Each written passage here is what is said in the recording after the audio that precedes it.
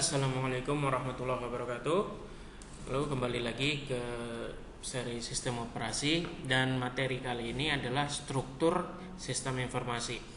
Oke, untuk struktur yang kita bahas adalah struktur yang menggambarkan pelayanan dari sistem operasi ke pengguna, ke proses dan ke sistem lain atau ke program yang lain ya. Jadi struktur yang kita bahas di sini ya mengenai pelayanannya atau yang di luar ya, eksternalnya gimana. Belum membahas struktur pembangun si sistem operasi. Ya, tapi struktur sistem operasi di mana dia melayani pengguna ya. Melayani pengguna dan bagaimana prosesnya dan bagaimana untuk sebuah proses gitu ya. Oke, yang akan dibahas di bagian pertama ini. Jadi nanti ada dua bagian insyaallah. Jadi yang akan pertama dibahas yaitu tentang layanan sistem operasi itu bagaimana. Kemudian antar pengguna, antar muka pengguna atau interface dari sistem operasi yang disediakan itu bagaimana saja. Kemudian ada namanya system calls, kemudian tipe-tipe dari system calls, kemudian ada API atau application program interface, kemudian ada sistem program dan application program. Oke, kita masuk ke yang pertama yaitu layanan sistem operasi. Ada beberapa fungsi yang disediakan layanan sistem operasi untuk membantu pengguna. Yang pertama ada user interface ya. User interface ini disediakan sebagai fasilitas yang membantu programmer atau user yang lain ya agar lebih mudah mengerjakan sesuatu di komputer atau di laptop kita ya. Nah, kemudian ada eksekusi program. Nah, sistem harus bisa membaca atau meload program ke memori dan menjalankan program tersebut. Kemudian ada operasi input output, ada masukan dan keluaran. Program yang dijalankan dengan kadangkala membutuhkan kemasukan dan keluaran. Untuk efisiensi dan keamanan, pengguna biasanya tidak bisa mengatur piranti masukan keluaran secara langsung. Maka itulah sistem operasi harus ada mekanisme dalam melakukan operasi input output tersebut atau masukan dan keluaran. Memanipulasi file. Ya, manipulasi file ini juga salah satu layanan sistem operasi ya. Bisa membaca, menulis, menghapus gitu ya, dan membuat atau new ya, membuat baru gitu. Kemudian ada komunikasi. Nah, kalau komunikasi ini dia komunikasi antar komponen di dalam gitu ya. Nah, jadi sebuah proses memerlukan informasi dari proses yang lain. Jadi saling menunggu juga seperti ini. Nah, di sini kita bisa baca ya, ada dua cara umum di mana komunikasi dapat dilakukan. Komunikasi dapat terjadi antara proses dalam satu komputer atau antara proses yang berada dalam komputer yang berbeda tetapi dihubungkan oleh jaringan komputer. Ya, jadi ada komunikasi antar proses di sini gitu ya, saling menunggu mereka. Ada yang membutuhkan informasi dari proses yang lain seperti itu. Oke. Kemudian ada deteksi error. Untuk deteksi error, di sini sistem operasi harus selalu waspada terhadap kemungkinan error. Error dapat terjadi di CPU, memori perangkat keras gitu ya, input outputnya dan juga program yang dijalankan pengguna gitu. Kemudian selain beberapa fungsi tadi, sistem operasi juga berfungsi untuk menjamin operasi yang efisien dari sistem itu sendiri melalui pembagian sumber daya. Nah, jadi yang pertama itu alokasi sumber daya atau pembagiannya ya. Ketika beberapa pengguna menggunakan sistem atau multi user atau beberapa program dijalankan secara bersamaan, multi program, sumber daya harus dialokasikan bagi masing-masing pengguna dan program tersebut. Nah, jadi sistem operasi harus bisa nih membagi sumber daya, dan di materi sebelumnya kita juga sudah bahas ya. Kemudian yang kedua accounting. Nah, jadi kita menginginkan agar jumlah pengguna yang menggunakan sumber daya dan jenis sumber daya yang digunakan selalu terjaga. Nah, untuk itu maka perlu dilakukan perhitungan dan statistik. Perhitungan ini diperlukan bagi seseorang yang ingin merubah konfigurasi sistem untuk meningkatkan pelayanan. Nah, jadi ketika kita membuka program-program, nah ini kan harus dialokasikan ya sumber dayanya, harus dibagi sumber dayanya. Nah, jadi di bagian accounting inilah dia membaginya. Gitu, dia menghitung program A membutuhkan berapa banyak sumber daya, misalnya memori ya. Kemudian yang program B memerlukan berapa banyak memori. Nah, itu accounting yang bekerja. Oke, yang ketiga adalah proteksi. Layanan proteksi memastikan bahwa segala akses ke sumber daya terkontrol. Nah, ini lebih ke ini ya, hak akses seperti itu yang kemarin kita sudah bahas ya. Kemudian juga keamanan terhadap gangguan dari luar. Ya, entah hacking ya, kemarin kita udah bahas hacking, cracking gitu ya. Nah, Seperti itu untuk layanan tadi ya. Kemudian kita masuk ke berikutnya, ada antarmuka pengguna sistem operasi atau user interface. Jadi user interface ini adalah dari laptop atau komputer kita, dia memberikan ke kita gitu ya, menampilkan ke kita. Nah, yang pertama ada command line input atau command line lah ya, CLI. Nah, command line memungkinkan memasukkan perintah atau mengambil perintah langsung dari pengguna dan mengeksekusinya. Ya, contoh ini kalau kalian pernah main command prompt. Ya, kalau kalian pernah main command prompt. Kalau bingung nanti di semester 4 ya, di mata kuliah sistem basis data, nah di situ kalian lebih banyak memainkan di command prompt. Ya, lebih banyak main di command prompt. Jadi kalian ketik, maka akan itu sebuah perintah, kalian ketik perintahnya, enter, dieksekusi langsung oleh command line. Nah, jadi seperti itu. Ada beberapa beda ya. Kalau di Unix atau Linux itu namanya bash. Kemudian kalau di sistem operasi namanya DOS atau MS-DOS ya. Di sistem operasi Windows namanya MS-DOS. Seperti itu. Atau command prompt ini. Nah, oke. Jadi tampilannya seperti itu ya, hanya dia ngetik saja gitu. Semua perintahnya diketik gitu ya. Semua perintahnya diketik. Nah, ketika diketik, di enter, maka dia langsung dieksekusi oleh command line tersebut. Nah, kemudian yang kedua ada graphical user interface. Nah, kalau ini yang kita sering pakai lah sekarang ini ya. Nah, jadi setiap kita buka program atau buka laptop saja ya, ketika kita buka laptop atau buka komputer, di bagian desktop sudah ada icon-icon ya. Di bagian desktop sudah ada icon. Di bagian taskbar bawah juga ada icon. Ya, kemudian ada pointing device atau tanda panah ini. Ya, ada tanda panahnya. Kemudian ada tombol-tombol, ada menu-menu. Nah, kemudian ada window. Nah, ini disebut WIM ya, dari WIM. Window, icon, menu, pointing device. Jadi itu GUI ya, graphical user interface. Jadi dia user interface-nya secara grafik. Tinggal kita klik menu, klik icon, maka dia sudah langsung bisa berjalan perintahnya. Kalau di command line tadi kita ketik sendiri perintahnya kan gitu. Kalau di GUI atau graphical user interface kita klik menu ataupun icon yang mau kita jalankan perintahnya, seperti itu. Oke, nah ini yang kita bahas system call. Komputer harus digunakan untuk melakukan suatu proses yang dikehendaki user. Oleh karena itu harus ada suatu bentuk komunikasi antara user dan hardware.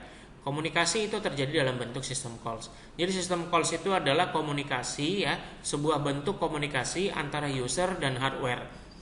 Ya, ketika user melakukan sesuatu kepada program, maka program tadi menghubungi hardware kan gitu. Itulah system calls gitu ya. Komunikasi terjadi dalam bentuk system calls. Oke. Sistem operasi melalui shell-nya akan menangkap perintah dari user yang kemudian akan dikomunikasikan melalui system calls. Disinilah peran sistem informasi sebagai jembatan komunikasi antara user dan hardware itu terjadi. Sistem call sendiri ditulis dalam bahasa C atau C++. Nah, di situ katanya sistem operasi melalui shell-nya akan menangkap perintah dari user, kemudian akan dikomunikasikan melalui sistem calls. Oke, shell itu sendiri secara umum adalah layer yang berfungsi sebagai interface antara user dan inti dalam sistem operasi atau kernel. Melalui shell, user dapat memberi perintah-perintah yang akan dikirim ke sistem operasi. Sehingga shell ini merupakan layer yang menerima interaksi dari user secara langsung, gitu ya. Shell dalam SO atau sistem operasi secara umum dibagi dua. Itu tadi ya, command line dan graphical user interface. Jadi ketika kita memberi perintah, ketika kita klik icon, maka yang menghubungi sistem operasi itu adalah si system call, disebut system call gitu ya. Oke. Jadi dengan kata lain system calls berperan sebagai interface dalam layanan yang disediakan oleh sistem operasi. Nah, contoh seperti ini system calls. Kita mau memindahkan isi file, ya, misalnya kita mau file tugas nih, kita copy paste punya kawan. Nah, pada saat kita copy paste, maka yang terjadi pada system calls adalah seperti ini. Acquire input file name, write from to screen, accept input. Nah, ini yang dilakukan system calls ke sistem operasi. Ya, ini yang dilakukan system calls ke sistem operasi. Nah, Jadi itulah si system calls, ya. Itu si system calls. Oke. Kemudian tipe-tipenya ada beberapa. Yang pertama ada manajemen proses lagi, seperti yang kemarin ya, kita ada manajemen proses terus, manajemen berkas gitu ya. Manajemen piranti, input output dan segala macamnya. Manajemen proses itu untuk sistem call diperlukan mengatur proses yang sedang berjalan. Ya, mengatur prosesnya. Ya, udah manajemen proses berarti mengatur proses. Manajemen berkas ya berarti mengatur berkas, menghapus, membuat, membaca, ya, mengedit seperti itu. Kemudian ada manajemen piranti. Ya, manajemen piranti ini program yang dijalankan memerlukan tambahan sumber daya jika banyak pengguna yang menggunakan sistem tersebut. Nah, maka ketika kita memerlukan tambahan sumber daya, maka harus meminta piranti terlebih dahulu. Ya, lalu setelah selesai penggunaannya harus dilepaskan kembali, dan ketika sebuah piranti telah diminta dan dialokasikan, maka piranti tersebut bisa dibaca, ditulis atau direposisi. Nah, jadi piranti ini seperti perangkat ya, perangkat ke komponen elektroniknya gitu, yang ada di dalam hardware itu. Hardware lah ya, manajemen piranti itu hardware lah, simpelnya, sederhananya. Kemudian ada sistem call informasi atau pemeliharaan. Ya, di sini digunakan untuk membantu pertukaran informasi antara pengguna dan sistem operasi. Contohnya, sistem calls untuk meminta dan mengatur waktu dan tanggal atau memintanya informasi tentang sistem itu sendiri, seperti jumlah pengguna, jumlah memori, dan disk yang masih bisa digunakan. Nah, jadi pemeliharaan itu seperti ya pemeliharaan biasa ya, informasi-informasi lah maksudnya ya. Informasi yang ada di sebuah sistem informasi, sebuah perangkat. Nah, itu sistem calls juga bisa mengatur seperti itu. Kemudian ada komunikasi. Ya, untuk komunikasi. Tadi ada message passing. Pertukaran informasi dilakukan melalui fasilitas komunikasi antar proses, ya, komunikasi antar proses. Nah, itu disebut message passing. Kemudian ada shared memory. Proses menggunakan memori yang bisa digunakan oleh berbagai proses untuk pertukaran informasi dengan membaca dan menulis data pada memori tersebut. Nah, ini seperti server ya. Jadi semua informasi dari sebuah proses ya yang pernah dilakukan disimpan ke memori. Lalu jika suatu saat ada proses yang memerlukan informasi dari proses yang lama, maka dia bisa ambil dari memori yang ada gitu ya.